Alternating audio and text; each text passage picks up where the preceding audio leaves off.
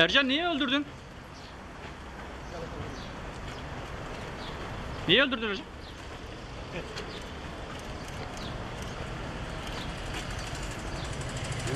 Komiserim geliyor mu? Tamam. Geç.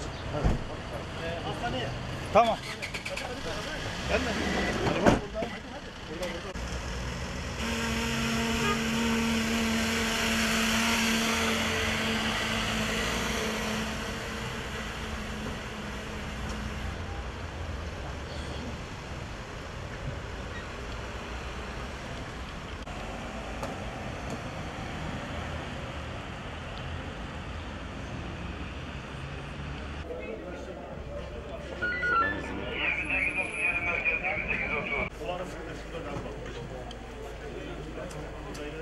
Şuraya işaret niye böyle mesela?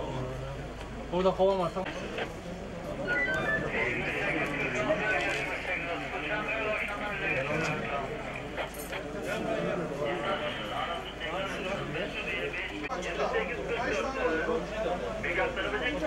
Bir